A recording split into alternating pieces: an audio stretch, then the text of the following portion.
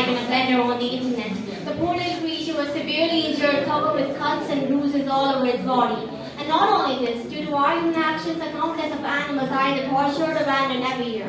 The notion that animals should possess the same rights as humans is a concept gaining increasing traction in the contemporary discourse.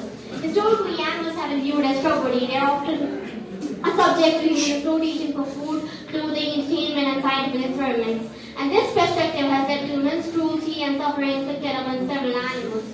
Animals endure torture in various forms. They are often mistreated and neglected by the society, and these sentient beings are capable of experiencing pain, fear, joy, and suffering. Their capacity to feel and their inherent value as living creatures who are in the extension of fundamental rights.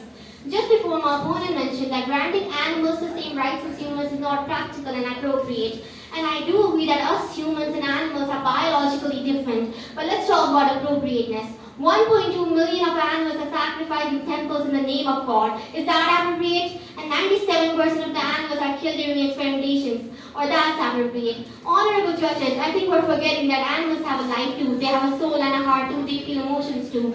Every living organism has a right to be free, to be treated with kindness and respect, regardless of their forms or species. So who are we to take that right away from them?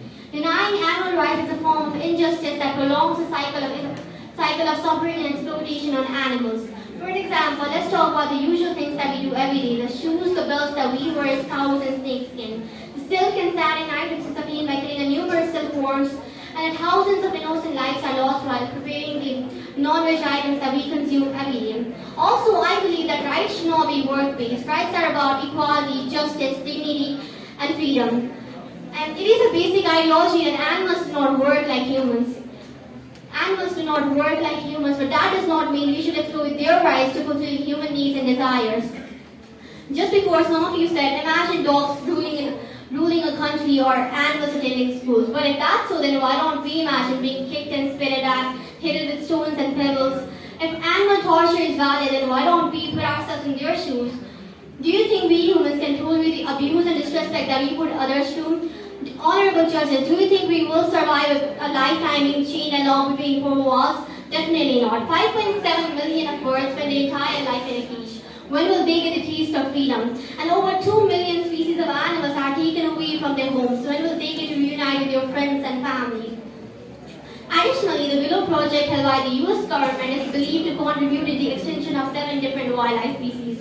In the name of evolution and development, we humans have normalized animal suffering. Knowingly or unknowingly, animals are harmed in many ways, so rooting for their rights is a must.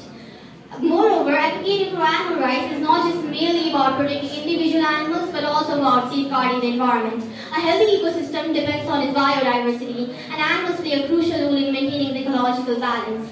By protecting animal rights, we protect their habitats, reduce animal suffering, and also contribute to the conservation of our planet. By providing animals the same rights as humans, providing animals the same rights as humans is a holistic approach that recognizes the interconnectedness of all lives. While the path towards full equality for animals may be difficult, it is a moral imperative. By extending basic rights to animals, we acknowledge their inherent value, reduce animal suffering, and create a more just and compassionate world for all beings.